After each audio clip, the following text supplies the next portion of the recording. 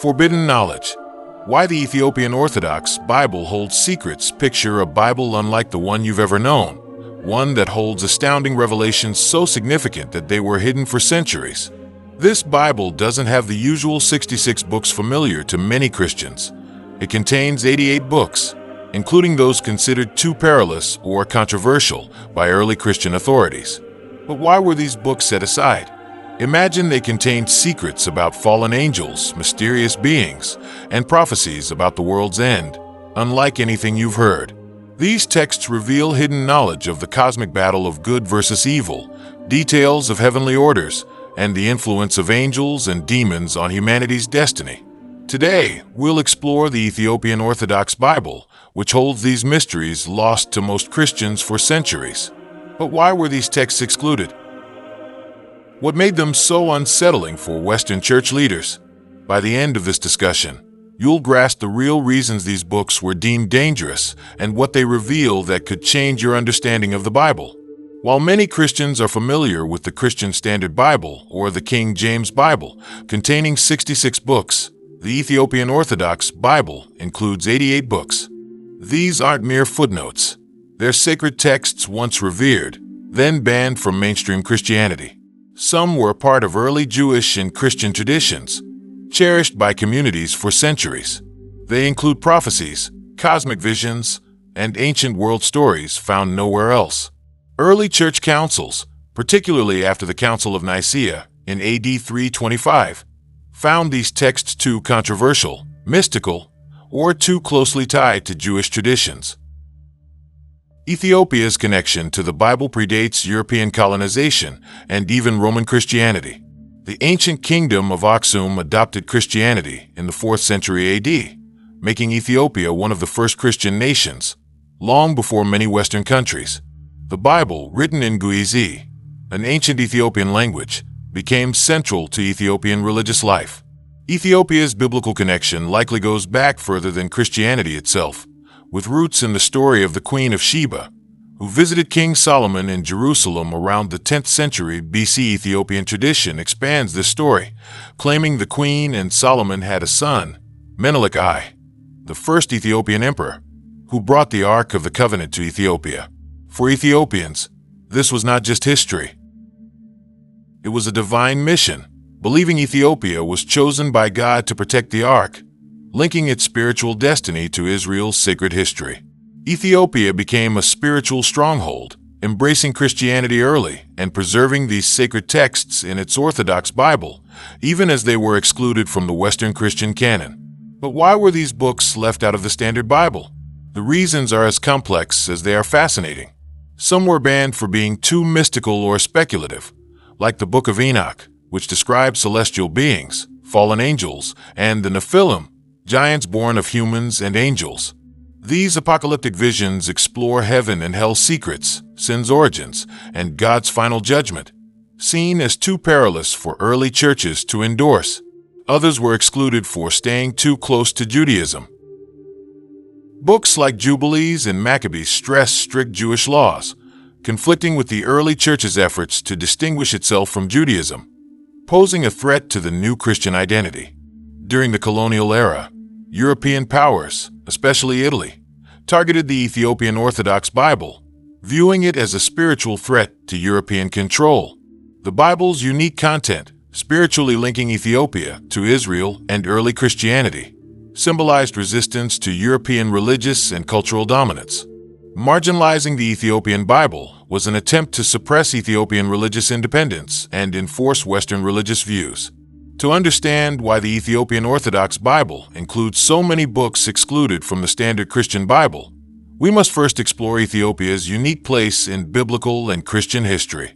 In the 4th century AD, the Kingdom of Aksum became one of the first nations to officially adopt Christianity, solidifying Ethiopia's identity as a Christian nation, making it one of the oldest continuously Christian countries on earth. Ethiopia's Christian roots trace back to the Apostle Philip and the conversion of the Ethiopian eunuch, as recorded in Acts 8 verses 26 to 40. This Ethiopian official, baptized by Philip, brought Christianity back to Ethiopia, marking the beginning of the Ethiopian Christian tradition. Within a few centuries, this small movement became the state religion of Aksum, spreading through the Coptic Church of Alexandria, leading to the Bible's translation into Ge'ez. As Christianity spread, Ethiopia's unique history meant it had access to a wide range of Jewish and early Christian texts. Ethiopia's connection to biblical history goes deeper than Christianity's early spread. According to Ethiopian tradition, it begins with the Queen of Sheba, mentioned briefly in the Western Bible in 1 Kings 10 verses 1 to 13 and 2 Chronicles 9. She traveled from the distant land of Sheba, believed by Ethiopians to be modern-day Ethiopia and Yemen, to meet King Solomon in Jerusalem. Ethiopian tradition, as told in the Keber Nagast, claims the queen and Solomon had a son, Menelik, who became Ethiopia's first emperor. Menelik is said to have brought the Ark of the Covenant back to Ethiopia, a key artifact of biblical history, believed to hold the stone tablets of the Ten Commandments. This profound connection to Israel's sacred history has shaped Ethiopian Christianity. For Ethiopians, the Ark represents a divine mission, linking Ethiopia directly to God's chosen people, Israel. Ethiopia sees itself as a central player in God's plan, chosen to protect the Ark and preserve ancient biblical truths. While Western Christianity was shaping a narrow biblical canon, Ethiopia safeguarded the full breadth of early Christian and Jewish texts. Because of Ethiopia's relative isolation from Europe, it resisted pressures to conform to the Council of Nicaea's decisions regarding the canon. The Council of Nicaea, held in AD 325, was pivotal for Christianity in the Roman Empire, where church leaders solidified Christian doctrine, eventually deciding which books were inspired and which were not. The Western Church shaped a Bible stripped of texts deemed too Jewish, mystical, or speculative. Ethiopia remained connected to its Coptic Christian roots, allowing it to retain a wider range of biblical texts. This is why the Ethiopian Orthodox Bible includes not only the 66 books found in the Christian Standard Bible, but also 22 additional books that were banned or excluded from the Western canon. Ethiopia became a spiritual stronghold, preserving ancient traditions without Western European doctrine's influence. The Ethiopian Orthodox Bible stands apart from the Bibles used by most Christians today, a testament to a Christian tradition rooted in the faith's early days, untouched by theological debates and political struggles shaping the Western Bible. The fact that the Ethiopian Orthodox Bible still includes these banned and excluded texts is not just a historical curiosity. It's a reminder of the different interpretations of what should be in the Bible, with many discarded texts still holding profound spiritual significance. The Book of Enoch offers a vivid description of fallen angels, their interactions with humanity, and their eventual judgment, influencing early Christian thought on evil and the end times. Meanwhile, the Book of Jubilees provides a Jewish perspective on biblical history, offering new insights into the patriarchs' lives and the importance of angelic beings in guiding humanity. These texts offer a glimpse into a lost part of Christian history, a time when theology was still forming and orthodoxy's boundaries were being debated. For Ethiopia, these books were never banned. They've always been part of its religious life, treated with the same reverence as the familiar Old and New Testament texts. So why were these books banned? The reasons are as complex as they are fascinating, involving theological, political, and cultural struggles. One reason is their mystical content, with deeply spiritual and speculative teachings. Many banned texts, like the Book of Enoch and the Book of Jubilees, explore themes considered esoteric, focusing on the celestial realm, angelic hierarchy, and heavenly beings' interactions with humanity. The Book of Enoch, for instance, offers a vivid account of the Watchers, a group of fallen angels who descended to earth, interacted with humans, and led to corruption through their offspring, the Nephilim. These angels not only rebelled against God but imparted forbidden knowledge to humans, such as warfare, magic, and astrology secrets. This narrative diverges from the Western Bible's straightforward salvation message, and the Western Church, especially after the Council of Nicaea, viewed these speculative teachings with suspicion.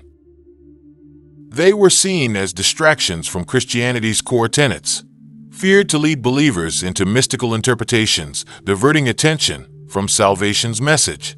The Western Church excluded books like Enoch, once widely read by early communities, particularly the Essenes, a Jewish sect believed to have influenced early Christian thought. While Enoch provides detailed insights into spiritual realms and angels' fall, Roman Catholic and Eastern Orthodox churches deemed these too speculative. In contrast, Ethiopia viewed these texts as integral to understanding the spiritual battle between good and evil. Ethiopian Christianity embraced these mystical elements, understanding they shed light on the heavenly realm and God's mysterious workings. Another reason for exclusion is their close ties to Jewish traditions. Books like Jubilees and Maccabees emphasize strict adherence to Jewish laws, such as the Sabbath, circumcision, and dietary practices. These books were written when Judaism wasn't fully separate from emerging Christianity, reflecting a worldview that stressed Mosaic law. For example, the Book of Jubilees presents a retelling of biblical history, emphasizing Jewish festivals, the Sabbath, and ritual purity, insisting these laws are eternal.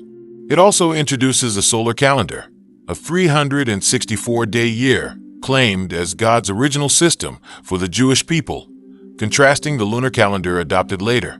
As early Christianity developed, it sought to distance itself from Judaism, opening itself to Gentiles and moving away from strict Jewish customs. The Apostle Paul argued for freedom from the law, preaching salvation through faith in Christ rather than Mosaic law adherence. As the Western Church took shape, books emphasizing Jewish laws, like Jubilees and Maccabees, were seen as unnecessary relics. Ethiopia, however, retained a closer connection to Judaism. The Ethiopian Orthodox Church traces its lineage back to King Solomon through Menelik I, the son of Solomon and the Queen of Sheba. Ethiopian Christian tradition has always been deeply rooted in Jewish practices, seeing no need to distance itself from them. As a result, these texts remain part of the Ethiopian Orthodox Bible, providing Ethiopians with a rich tradition embracing both Old Testament law and Christian salvation.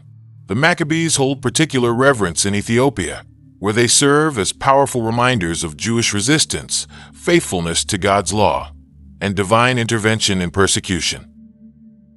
The Maccabees were celebrated as heroes who defended the Jewish faith from foreign rulers, and their story remains deeply inspirational to Ethiopian Christians today. Another reason these books were banned is that they threatened Christian orthodoxy. The early church was in a period of transition and consolidation, needing a unified doctrine to hold the faith together as it spread across the Roman Empire. Different sects and interpretations arose, some seen as heretical by the emerging Orthodox Church. Many books in the Ethiopian Orthodox Bible present alternative theological views, which the Western Church feared could confuse or divide early communities. Some texts offer different interpretations of the afterlife, divine judgment, and angels' roles. The Book of Enoch, for example, delves into watchers, fallen angels, and Nephilim, seen as too speculative for emerging doctrine. Early church leaders wanted to maintain focus on Christ's salvation message, not cosmic speculation on angels or heavenly realms. The Council of Nicaea and later councils were crucial in solidifying a Christian canon guiding believers toward a clear understanding of Christ's role in salvation history. But in doing so, they excluded books exploring spiritual mysteries, focusing on the Gospel's immediate teachings. Ethiopia did not see these books as a threat to orthodoxy. The Ethiopian Church believed these texts deepened understanding of God's cosmic plan, revealing insights into angelic realms, fallen angels' judgment, and end times. For Ethiopia, these books complemented New Testament teachings, offering a fuller picture of the cosmic struggle between good and evil. Lastly, colonialism played a role in marginalizing the Ethiopian Orthodox Bible. During the colonial era, especially Italy's invasion of Ethiopia in the late 19th and early 20th centuries, the Ethiopian Orthodox Church and its sacred texts were barriers to European dominance. For European colonial powers, Ethiopia's spiritual independence and ancient Christian traditions represented resistance.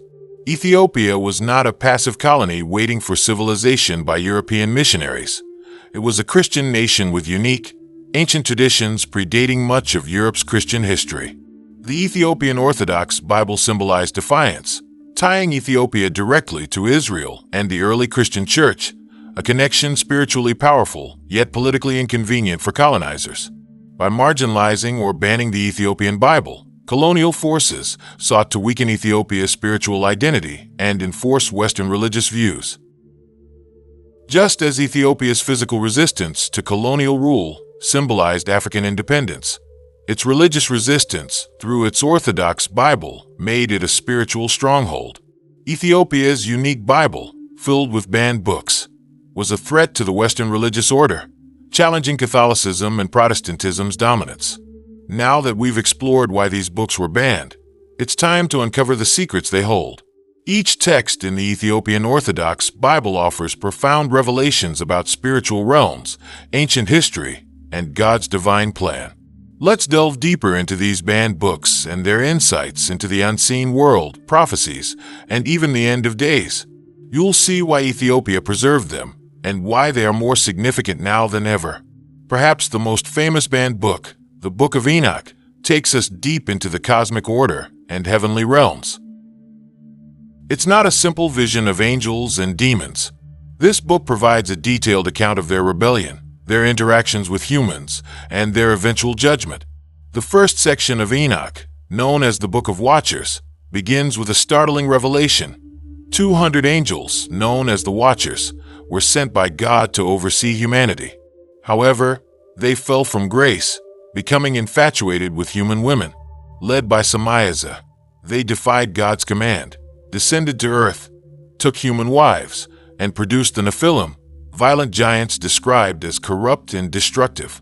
These fallen angels didn't just break God's laws.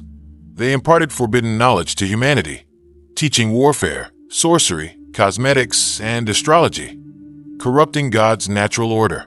This knowledge, passed down by fallen angels, caused chaos on earth, with the Nephilim contributing to moral decay. Their violence and wickedness led God to send the great flood to cleanse the earth. But before the flood, God sent archangels Michael, Gabriel, Raphael, and Uriel to intervene, capturing the rebellious watchers and binding them in the abyss until Judgment Day. These watchers and their offspring were so corrupt that God erased them from the earth, yet their legacy continues to haunt humanity. In another section of Enoch, the Book of Parables, we glimpse Enoch's apocalyptic visions, foretelling a messianic figure called the Son of Man. This figure is portrayed as a divine judge executing judgment over humans and angels.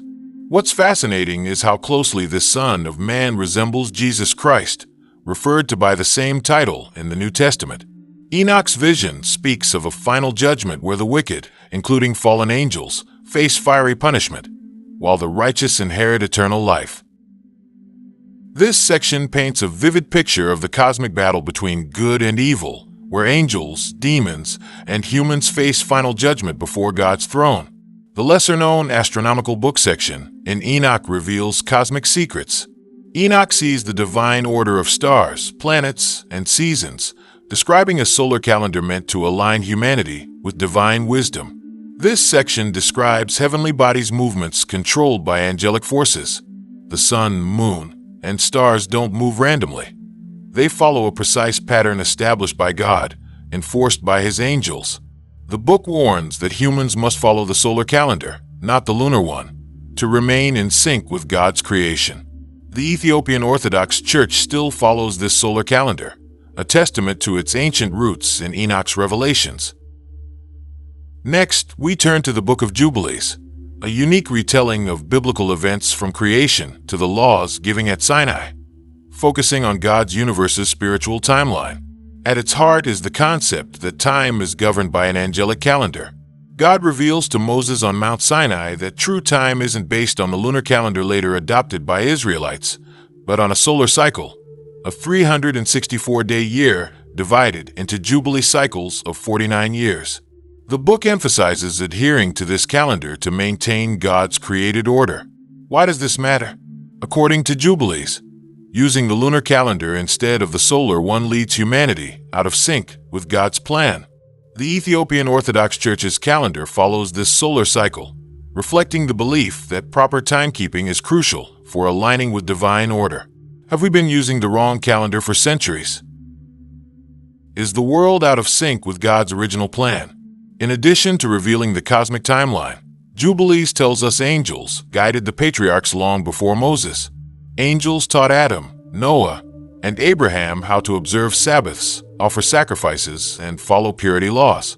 These laws weren't just for Israelites. They were part of God's eternal law revealed to the righteous from the beginning. Angels' close involvement emphasizes God's law's timelessness, predating Mosaic covenant, remaining unchanged. Even before Sinai, God's law was known and followed by those in communion with Him, guided by His presence as angels. The books of Maccabees are stories of heroic resistance and divine intervention, recounting the Jewish revolt against foreign rulers, first in Judea under the Seleucids and later in Egypt under the Ptolemies. In the Ethiopian Orthodox Bible, we have not just 2, but 3 books of Maccabees, each offering a unique perspective on faith under persecution. The first book recounts the Maccabean Revolt, a famous Jewish history episode. In 167 BC, Seleucid King Antiochus IV Epiphanes tried to force Jews to abandon their religion and adopt Hellenistic customs. In response, Judas Maccabeus led a guerrilla war against the Seleucid Empire, reclaiming the Jerusalem Temple and restoring Jewish worship.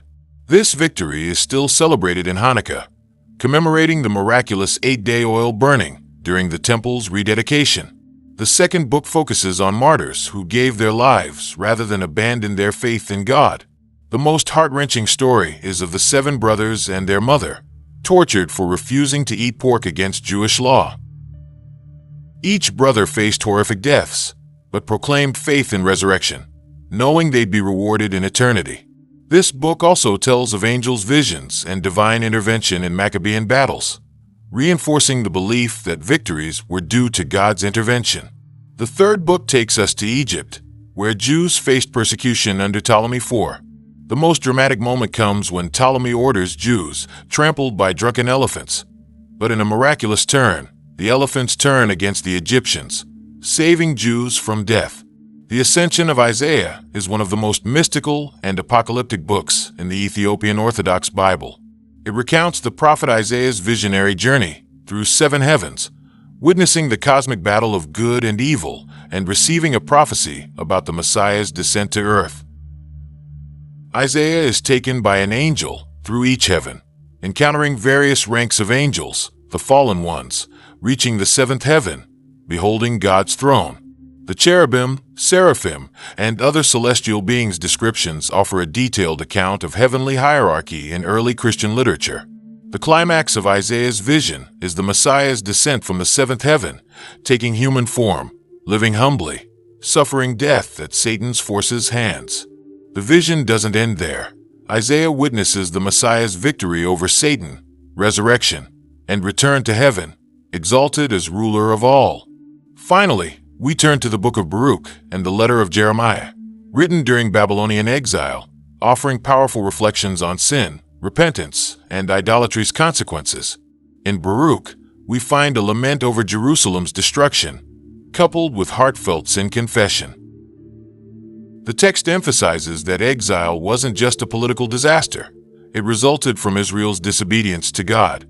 But Baruch also offers hope. If the people repent and return to God, they'll be restored. The letter of Jeremiah delivers a stark warning against idolatry, mocking Babylon's pagan gods, pointing out their powerlessness and lifelessness.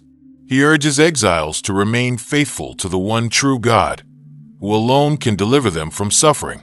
The Ethiopian Orthodox Bible's incredible depths reveal texts far more than ancient stories. They contain prophetic insights and warnings that resonate not only with early Christian and Jewish communities, but with us today. Many themes in these books speak directly to the modern world, potentially holding keys to understanding future prophetic events. One striking feature of the Ethiopian Orthodox Bible is its detailed exploration of angelic realms and the ongoing spiritual battle of good versus evil. Books like Enoch, the Ascension of Isaiah, and Jubilees describe angelic hierarchies, fallen angels, and their world influence. Why does this matter today? In many ways, the battle of good versus evil hasn't ended. Spiritual warfare, angels, and demons influencing human events remain central in Christian theology. While these banned books may seem otherworldly or speculative, they shed light on hidden forces at play in our world today. Ephesians 6 verse 12 reminds us our struggle isn't against flesh and blood, but against rulers, authorities, powers of this dark world, and spiritual forces of evil in heavenly realms. Could the book of Enoch's description of the Watchers, their rebellion, and their corruption still have modern relevance? Could these texts provide a deeper understanding of the ongoing spiritual battle? Several banned books in the Ethiopian Orthodox Bible contain end-time prophecies, offering clues aligning with biblical eschatology and current events. The Book of Enoch details coming judgment visions, where humans and fallen angels face final reckoning. The Son of Man's role in divine judgment mirrors the messianic role Jesus fulfills in the New Testament. Enoch's prophecies include visions of the final battle of good versus evil, evil forces' destruction, and righteousness's ultimate restoration on earth.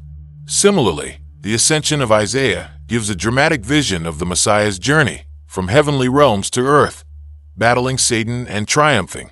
These visions speak of a cosmic conflict not bound by time, still unfolding.